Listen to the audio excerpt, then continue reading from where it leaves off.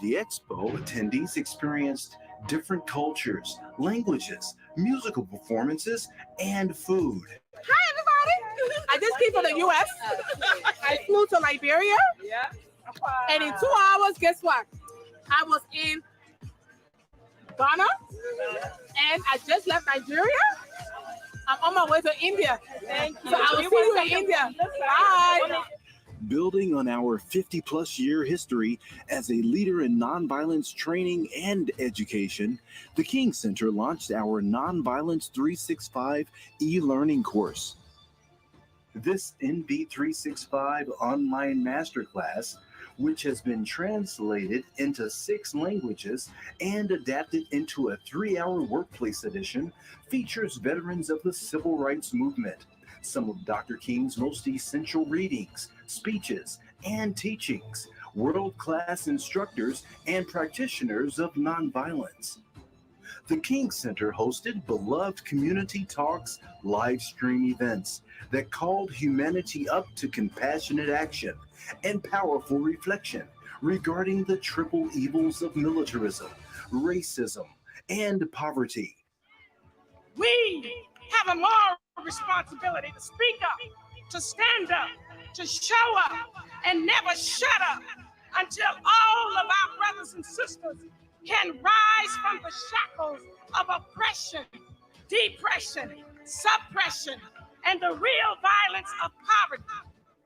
From the Poor People's Campaign Moral Assembly in Washington, D.C., to voting rights and galvanizing voters, to raising our voice for changing gun laws, the King Center and King Center CEO, Dr. Bernice A. King, carried on the legacy of our namesake and our founder of advocating for a just, humane, equitable, and peaceful world. Each of us can be great. Each of us can serve. It starts with me. It's about us. Donate to the King Center by texting MLK Give to 44321.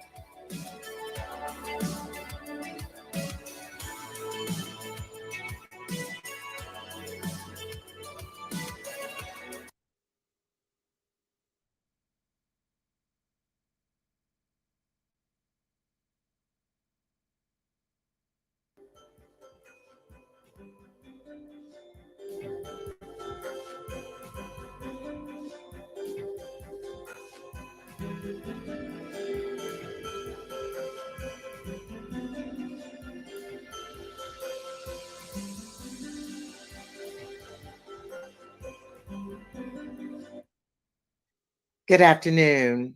I'm Jocelyn Dorsey, a retired broadcast manager and journalist from WSB-TV in Atlanta, and I'm honored to be your host this afternoon for this important conversation on the 55th anniversary of the assassination of the Reverend Dr. Martin Luther King Jr. It was a dark day in American history as a civil rights leader was shot and killed on the balcony of the Lorraine Motel in Memphis, Tennessee in 1968. First, I'd like to give you a bit of a historical perspective. It was February 1st, 1968, when the Memphis sanitation workers, Robert Walker and Echo Cole, were killed in a sanitation truck. Their deaths sparked the Memphis sanitation strike 11 days later, when 1,300 men walked off the job. Dr. King interrupted his plans for the Poor People's Campaign and went to Memphis to aid striking sanitation workers in response to an invitation by Reverend James Lawson, pastor of Centenary Methodist Church and advisor to the strikers. Dr. King spoke at a rally in Memphis on March 18th of 1968. At March 28th march was halted due to the illegal violent actions of students who weren't a part of Dr. King's team. Dr. King and fellow SCLC leaders negotiated with the contentious city officials in Memphis and assured their commitment to nonviolence and planned another march for April 8th, 1968. On April 3rd, Dr. King gave his final sermon in Memphis during the strike. He told the audience, quote, "I've seen the promised land. I may not get there with you, but I want you to know tonight that we as a people will get to the promised land. Dr. King was assassinated the very next evening. But on April 8th, 1968, Mrs. Coretta Scott King, accompanied by 3 of her 4 children, led the planned march in support of the Memphis sanitation workers. Today, MLK55, Transforming Unjust Economic Systems, will be a virtual dialogue that brings a fresh perspective to the questions, where do we go from here? And how do we overcome economic inequities and injustices in our world house? There will be a time for questions from you, our viewers, and I would ask that you pose those questions in the comment section of your respective platforms, and we will get to them after the discussion. But leading the discussion is Dr. Bernice A. King, who is Chief Executive Officer of the Martin Luther King Jr. Center for Nonviolent Social Change, better known as the King Center. She's a global thought leader, strategist, solutionist, orator, and peace advocate. She continues to advance her parents' legacy of nonviolent social change through policy, advocacy, research, as well as education and training through the Kingian philosophy of nonviolence, which she rebranded as Nonviolence 365. In 2020, she was influential in encouraging Atlanta business leaders to actively support major racial equity and social justice issues, including the successful passage of Georgia's hate crime legislation. She received both a Juris Doctorate and Master of Divinity degree from Emory University and a bachelor's degree in psychology from Spelman College. Dr. King has received numerous awards and recognitions. In 2021, she received the Atlanta Business Chronicle's Lifetime Achievement Award for Diversity, Equity, and Inclusion. Additionally, the Congressional Black Caucus Foundation honored her in 2020 with her highest award, the Phoenix Award, which recognizes individuals who've made significant contributions to society. She also received an honorary Doctor of Divinity from Wesley College and Clinton College, an honorary Doctor of Humane Letters from Spelman College, and an honorary Doctor of Laws from Grinnell College. As a noted author, she has to her credit Hard Questions, Heart Answers, as well as the children's book entitled It Started With Me, which is part of the King Center Beloved movement. And joining Dr. King is Dr. Russ Wigington, who serves as the president of the National Civil Rights Museum at the historic Lorraine Motel. He assumed this role August 1st of 2021. He brings a vast experience in education, fundraising, operations, and community engagement to his current role. Prior to assuming this role, Dr. Wigington served as the Chief Post-Secondary Impact Officer for Tennessee State Collaborative on Reforming Education, known as SCORE. He also served as Vice President for Student Life and Dean of Students at Rhodes College. Dr. Wigington graduated from Rhodes College with a Bachelor of Arts degree in history and earned a doctorate in history from the University of Illinois at Urbana-Champaign. He published a book entitled The Strange Career of the Black Athlete, African Americans in Sports, as well as articles and essays on African American social and labor history. He serves on numerous civic boards and advisory committees, including the National Civil Rights Museum, the Memphis Zoo, New Memphis Institute, Arts Memphis, Overton Park Conservancy, Big Brothers Big Sisters, and Ballet Memphis.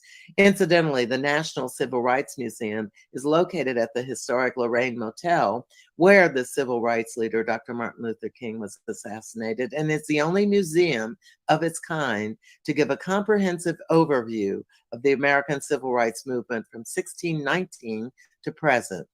It's a Smithsonian affiliate and an internationally acclaimed cultural institution, and it's recognized by USA Today as the top 10 best American iconic attractions and top tourist attraction by the Memphis Business Journal. Prestigious panelists, welcome. First, I'd like to get your reflections on what this day should mean to all Americans. Dr. King? Well, let me just personally respond. It's a very difficult day for me, as you can imagine. As I get older, I get a little bit more emotional about it because it was a day that fundamentally altered our lives as a family and obviously altered the state of racial and social and economic justice in our nation. And with that in mind, as we think about this day, I think it's important that we always remember where Dr. King was focusing his attention. Because as you look at the triple evils that he talked about, that being poverty, racism, and militarism, we have made very little progress as it relates to the issue of poverty, of economic injustice. And I think this is a time for us to reflect on what he was doing and recommitting ourselves to doubling up our efforts to work towards the eradication of the triple evils, but especially working towards a more economically just world society. Each one of us have a role and responsibility in this effort. We each have areas of influence. You know, a large part of where we are today has a lot to do with a lack of education. You know, people are just not well informed on what the issues are. I mean, we know generally, but we lack a lot of specifics. And I think that's why the work that we do at the King Center and the work that they do at the National Civil Rights Museum is so important, you know, because as we are more well educated, we have the tools and the knowledge, at least, to position us to develop the strategies that are necessary to effectuate change. Dr. Wigington? I think he's on mute. Your words are powerful and poignant. I'm honored to be in this conversation on this somber and yet important day at the National Civil Rights Museum in this country and in this world. You mentioned the economic injustice as one of the three evils. And I tend to think about that as an issue that too often we allow to sort of lay dormant and normalize the importance and the tragedy of people not being able to know where their next meal is coming from, know if they're going to have a roof over their head, know that they can tend to even the most basic of medical care. All of those things surround and are interwoven with what it means to be in poverty and the economic injustice associated with it. On this day, it is so important for us to think about where your father, where Dr. King was headed when he made the determination that the work needed to be done in Memphis, because it symbolized what the Poor People's Campaign was fundamentally about. Making workers, everyday workers, proud workers, workers with dignity, making them invisible in our society. And so the work that we do at the National Civil Rights Museum, the work that we are embarking upon as we step into the renovation of our legacy building, where the alleged shot was fired that led to the demise of Dr. King, allows us to step more fully into the work of the Poor People's Campaign. And with the support of so many others, including the King Center, we are going to make progress because we have to make progress. Thank you. And thank you both. And I should mention that, you know, to our viewers, we are going to have a conversation. Both of your mics are open. I want you to feel free to interject on any of the questions that I ask. And we are going to get to the economic issues of the day, but I can't help but recognize the fact that just yesterday there were thousands of students who marched on the Tennessee Capitol, protesting gun violence. And, you know, the irony of Dr. King being assassinated today certainly harkens back to the issue of violence and gun violence specifically. I just want to get your all's thoughts about that and what we're seeing today. Well, if I can just say, as we all know, young people have always been the energy and the fervor and the strength of all movements for social change. And I'm always so proud when young people stand up for what they believe is the right thing to do. So I first applaud them in what they are doing.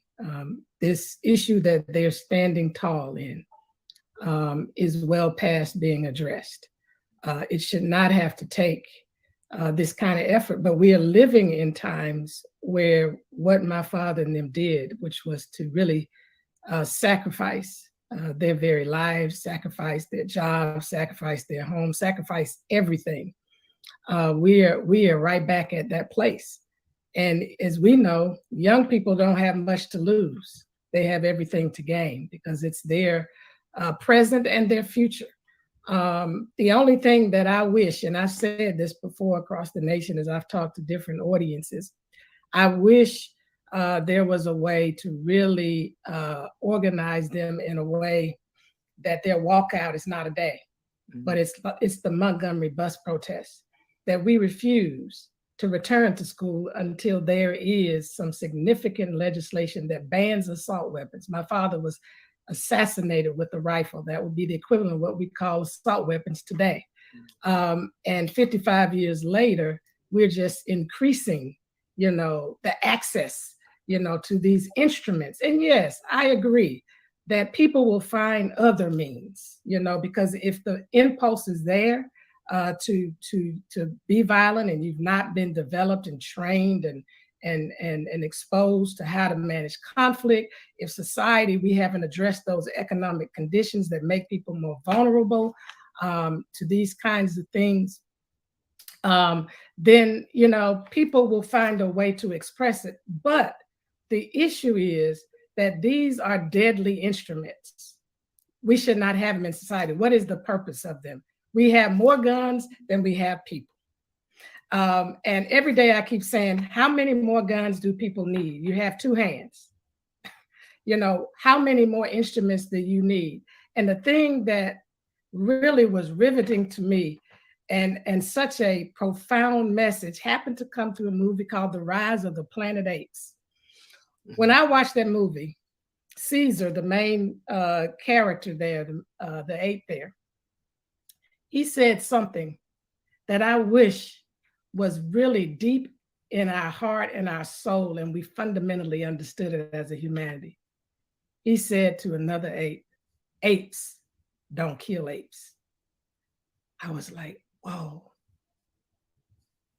If we got that, we would see a fundamental change in gun control, because why we're just packing up, planning for something, which is totally unnecessary. What we need to do is develop the capacity to love each other, to be compassionate, to create just and equitable circumstances in this world. And so I applaud these young people, and I hope that what they are doing today will become contagious. Dr. Wickington? I think what Dr. King captured is the fundamental essence of humanity. And without that, it leaves us prey to inhumanity. And that has manifested all too many times through so much of the violence that we have seen, most often coming through guns. I agree, and it's hard not to think about the students here in Tennessee and the young people all across the country. As somebody who spent many years on a college campus, I get my energy from young people. they have this brilliant naivete that you only can capture at a certain time. And I love their passion. I love their conviction. And frankly, I love their naivete. I want us, as Dr. King alluded to, I'll say this, our responsibility as non-young people is to make sure they have the context and fullness of understanding what they are attempting to do. And all we have to do is point back to the movement that Dr. King and other leaders showed us the way. So Montgomery is a wonderful example. If young people today understood the strategy, we underestimate the strategic lenses in which those activities took place. We do have to educate. We do have to make people know that Rosa Parks did not get tired one day. She was part of a political and strategic inner circle and machine, quite frankly, that allowed for that boycott to have lasting power and unprecedented influence in beginning the process of having African Americans, particularly in the South, be seen as humans, be seen as people who deserved an equitable place at the collective table. And the thing is, I think you captured something that a lot of people don't understand, and I'd like for both of you to comment on the fact that nonviolence isn't just a spur of the moment thing. It has to be taught. And I know, Dr. King, that you teach nonviolence in Nonviolence 365, but give people a sense of what that means, that it's not just, like you say, marching out one day. It really is a study of how to behave and how to act. Exactly, but even before it is a study, it's a mindset. It's a love-centered way, as we define it, a love-centered way of thinking, speaking, acting, and engaging that leads to personal, cultural, and societal transformation. So it's grounded in some principles that understand the dignity, the worth, and the value of all humankind, regardless of whether or not they are adversaries, opponents, or enemies.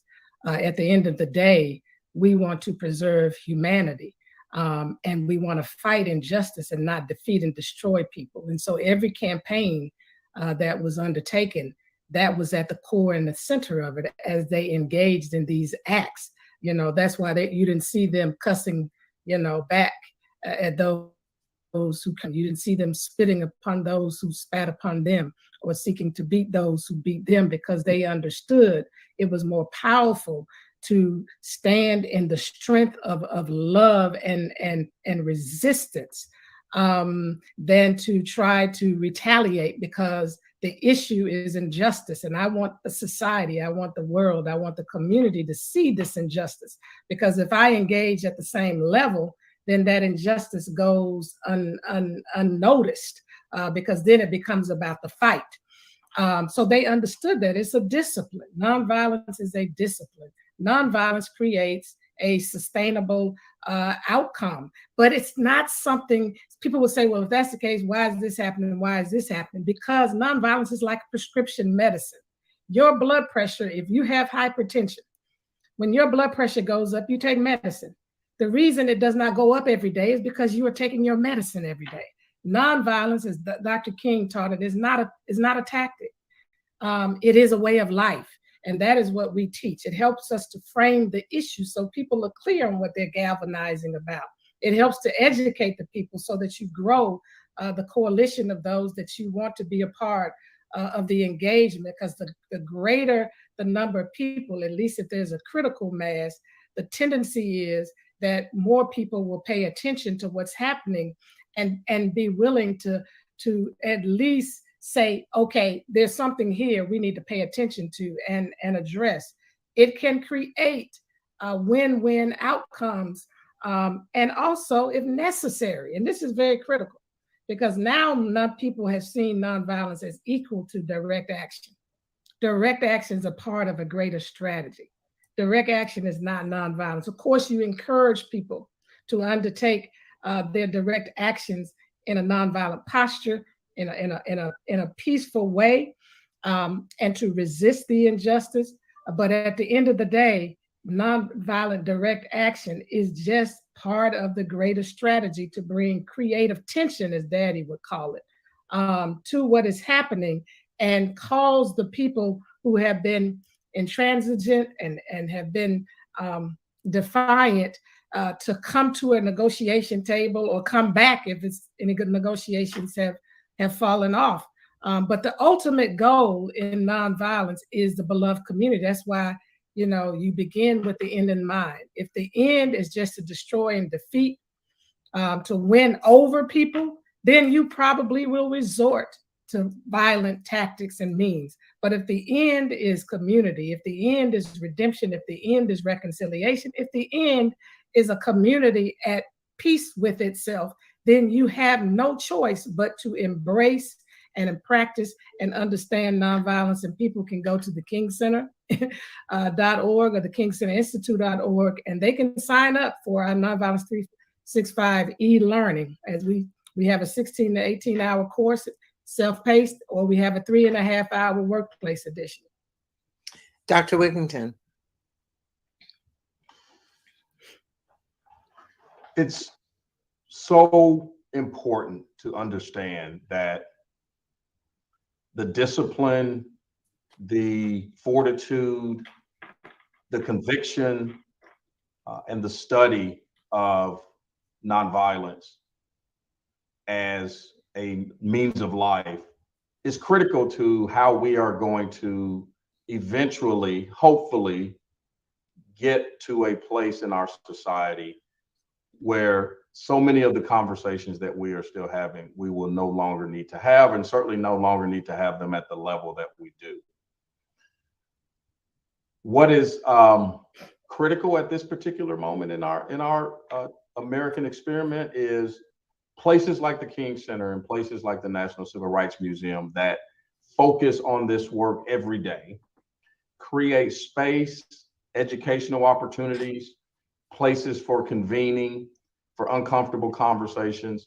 That work is methodical and it's not part-time.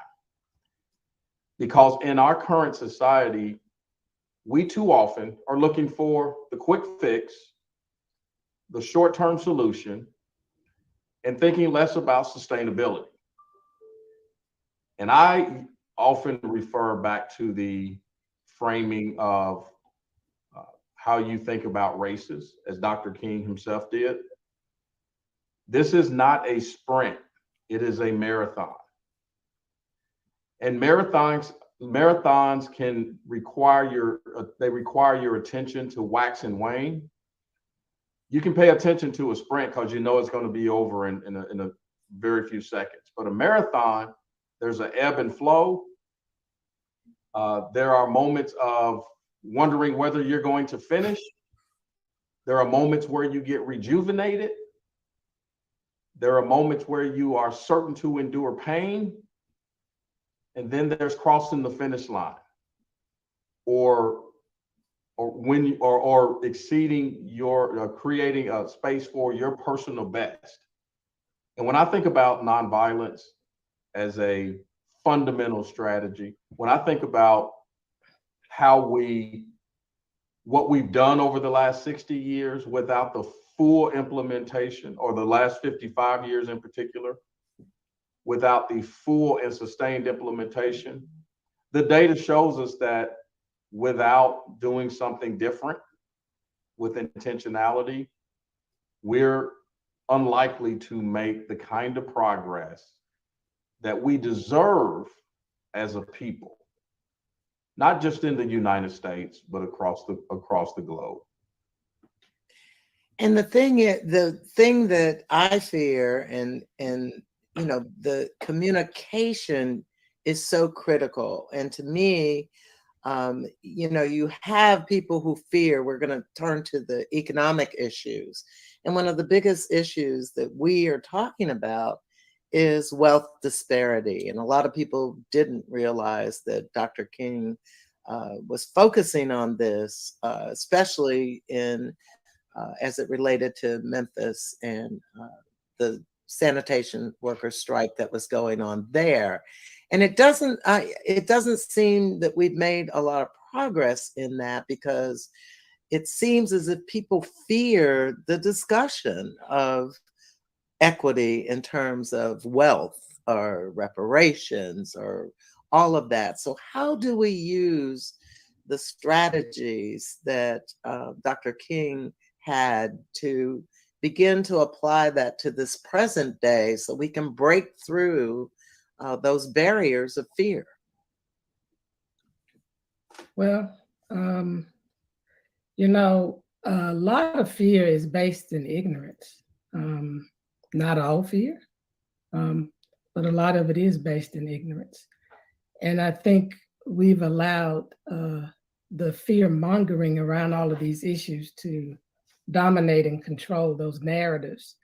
And we have not been loud enough, persistent, and intentional enough in making sure that the masses understand, like when you speak of reparations, or even when you speak about ensuring that people have economic stability, you're not talking about taking away from anybody else. You know, oftentimes people think, you know, you're taking away, or you are just giving handouts. And that's not the case. That, you know, there may be select instances, you know, where people have taken advantage of situations like that, but that's not the majority. You know, Mayor Michael Tubbs, when he was mayor of Stockton, California, engaged in a pilot around my father's guaranteed annual income. And a select group of people were given $500 a month. And they did the data around it. The majority, if not all of the people, used that money for their basic day-to-day needs. And it spread. And so there's now mayors for guaranteed income around this nation. And it works. But, you know, it does take a lot of effort, as I said, to educate and train.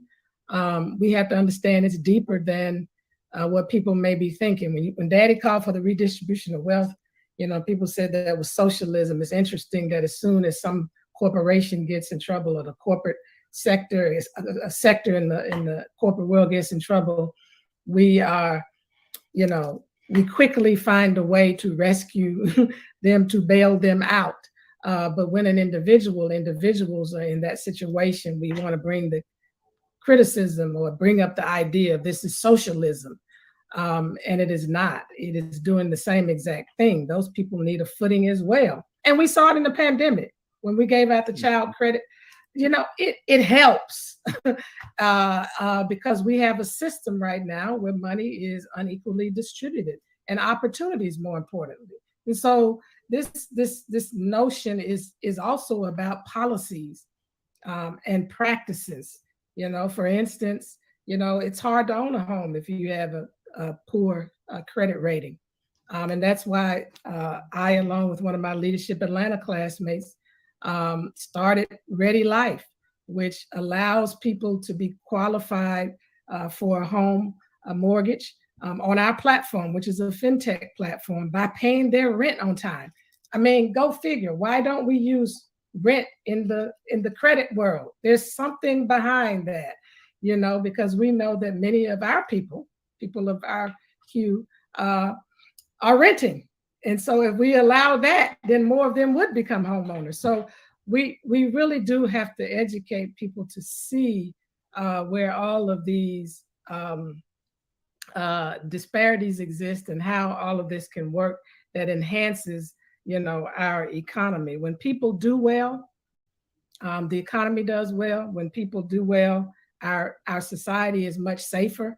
And so I think it's important that we have these conversations over and over again to dispel some of these myths, and also to help to overcome some of the fears that people have. And historically, Dr. Wigington, we look at, what has happened in Memphis, and look at Memphis today among especially sanitation workers, for example. And we look to the fact that 88% of the senior level sanitation workers are held by white people, though the department is majority Black. So, have we really made progress? And if not, what do we do about that disparity? Yeah, I think the progress, several things can be true. You can point to areas where there's been progress. However, the challenge today is that the need to incorporate nuance into situations. One of the things that was the case 50, 60 years ago is that the divide was so crass and stark. It was you could close your eyes and still see it. Now we have just enough difference, just enough nuance to complicate the story. People aren't comfortable having this conversation about wealth disparity because I think two interrelated reasons. The first one is most of us, the overwhelming majority of us, did not come by our success or lack thereof based fundamentally on what we did. It's the byproduct of our legacy, our family trajectory, our trust fund, our debt, all of these things. And so it makes it hard to really look at the individual as being fully responsible when you're stepped into childhood with a deck that's already been dealt. Interrelated with that is we don't like talking about economic justice because that requires us to keep dipping back in time until we hit that era, that 250-year era called slavery. Mm-hmm. There's no way you can step back into how economic justice manifests itself without talking about slavery. And we as a country have yet to do that in a comprehensive, civil, and way that infiltrates the complexity that topic deserves. We want to pick one-off responses about what slavery was.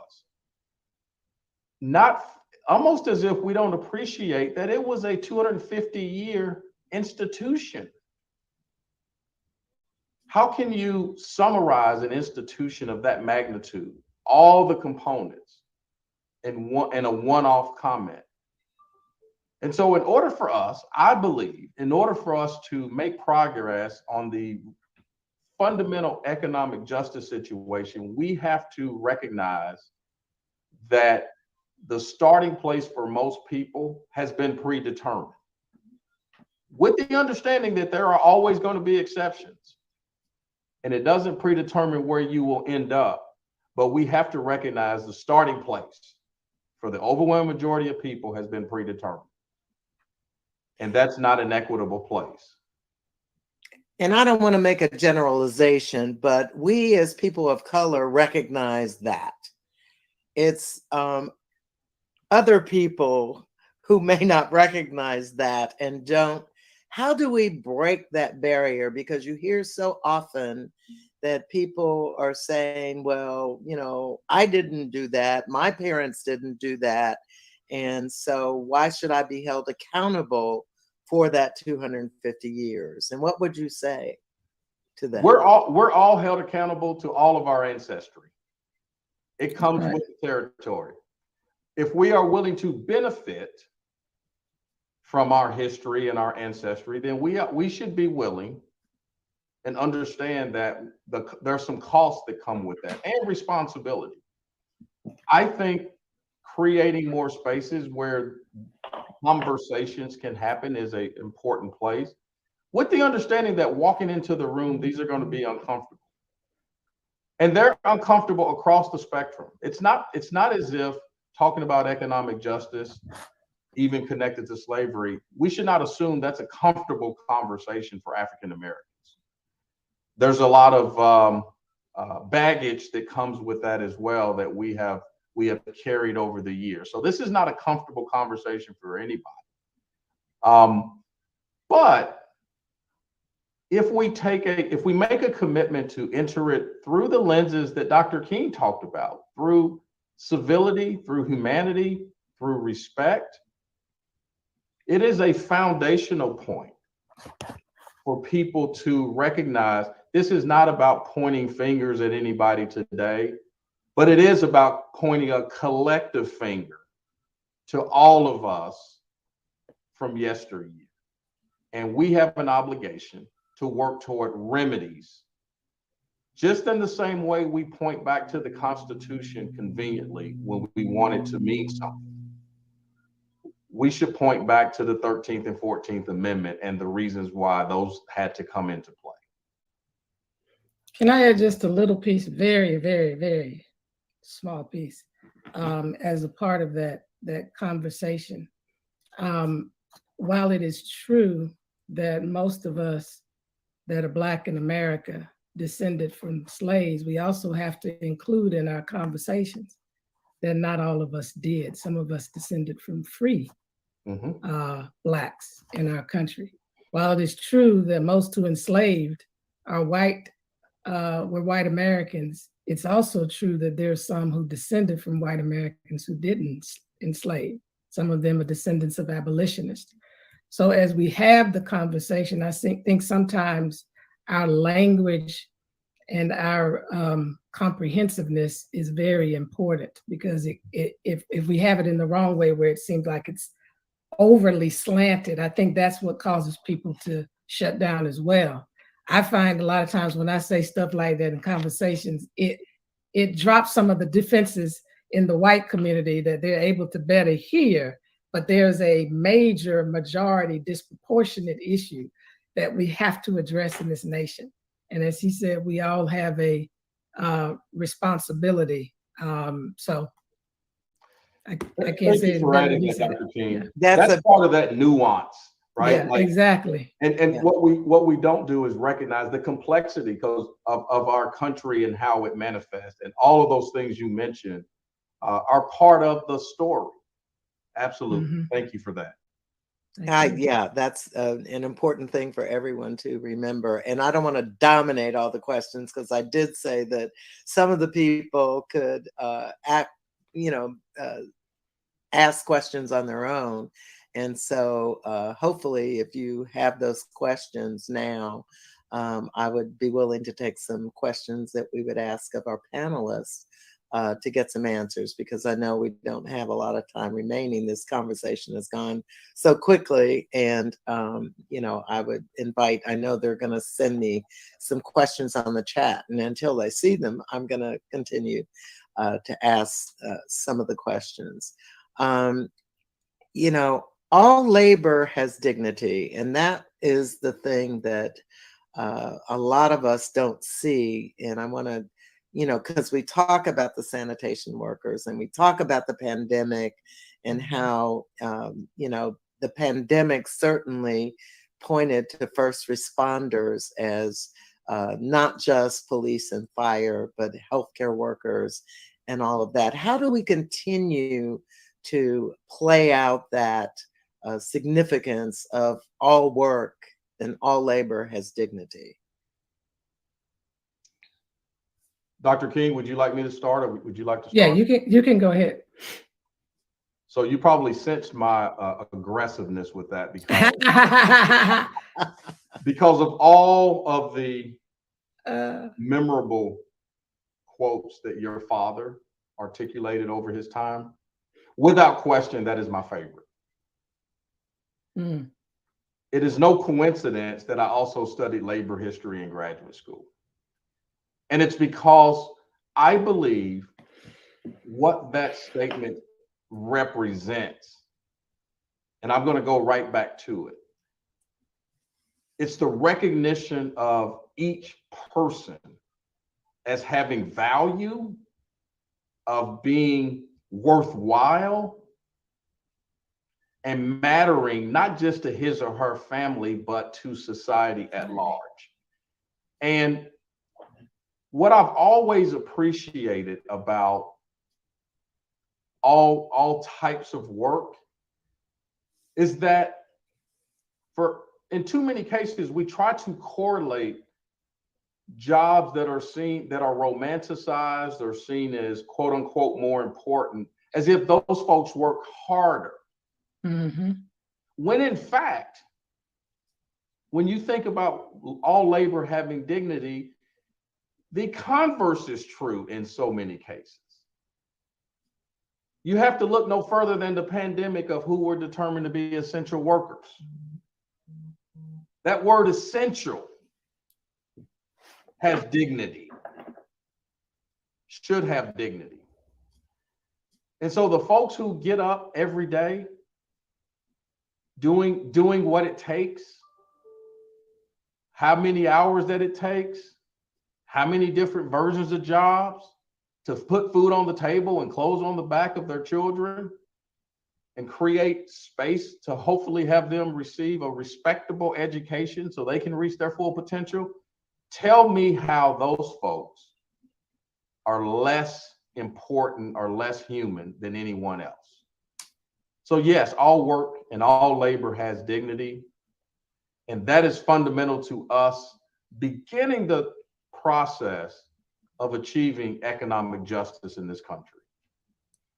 And I think it's just highlighted by, the very thing that my father was doing, which was, bringing attention to sanitation workers who many from a day-to-day overlook, don't think about, take for granted, when the reality is all of what we do individually is interconnected and interrelated. It takes every single job, every single position to make the whole work. If the sanitation workers just take a week or two off, we're in trouble. Big trouble. If those that we called essential workers decided we are not showing up during the pandemic, we all would have been threatened. Every one of us, I don't care who you are, in terms of your political ideology, your religious affiliation, your gender identity, your race, your ethnicity, whatever category you want, all of us have come through a teacher. Every one of us. And yet the value that we have placed on that profession alone is problematic to me versus the value we place on those who are in our entertainment and sporting arena.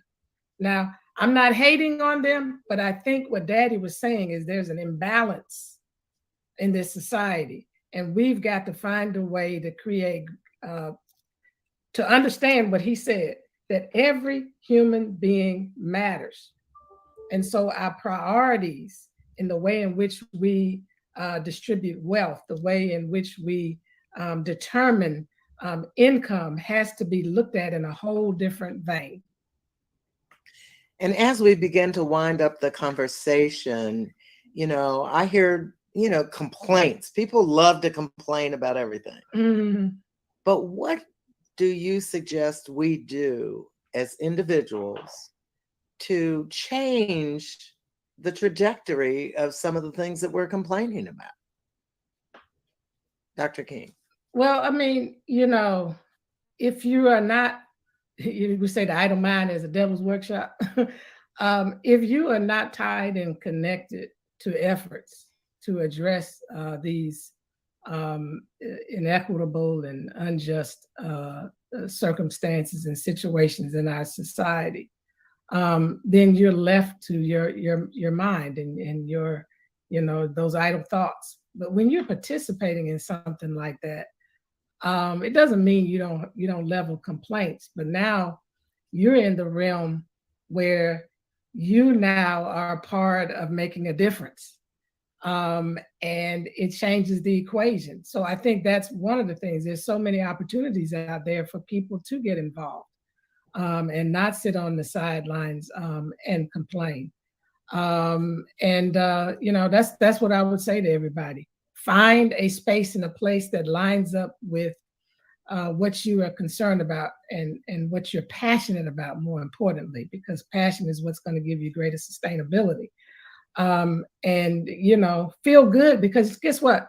As he said earlier, and we all know it, this is a marathon, and it's a marathon that is not just one person. It's not one generation. You know, you're passing a baton.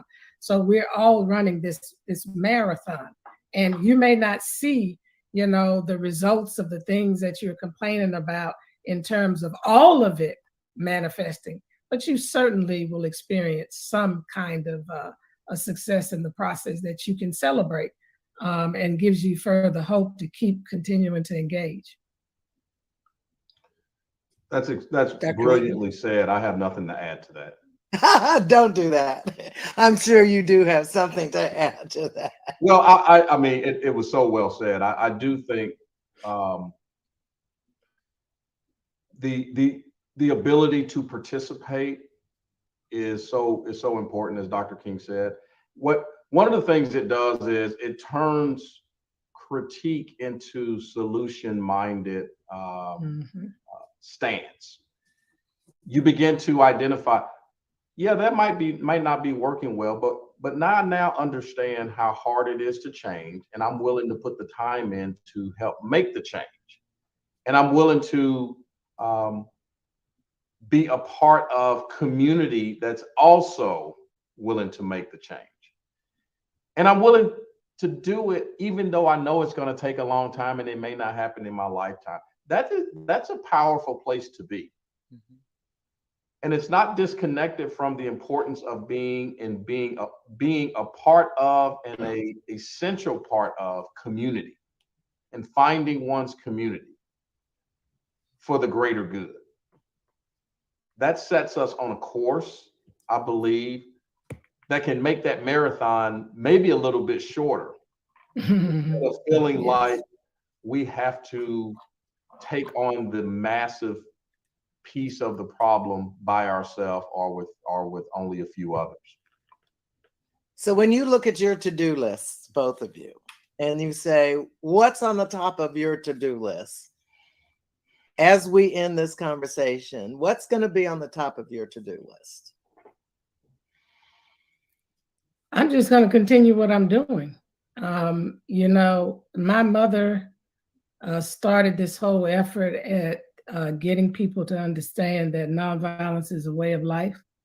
And at the top of my to-do list is to continue to develop a means and a way to create a critical mass of people who become nonviolent practitioners in every arena of human life, because I firmly believe that, as my mother said oftentimes, that if we're going to get to a just, humane, equitable, and peaceful world, we're going to have to go by Martin and his teachings. And I now understand that, and I'm committed to that. And I see what I'm doing as fulfilling something that my father highly suggested during his Nobel Peace Prize lecture. He said, I suggest that the philosophy and strategy of nonviolence immediately become a subject of study and serious experimentation in every field of human conflict, by no means excluding relations between nations. And so I'm pressing real hard into this, no matter how long it takes to get people to buy into it and get it. We talk about it. We need to study Dr. King. We need to understand Dr. King. But people are just slow to connect the dots. But I'm here to stay as long as God gives me the strength and the breath to do it. And we certainly appreciate the fact that you have taken on the battle and to continue to raise the awareness, because that's so important, especially given your platform. Dr. Wigington, your to-do list. My to-do list is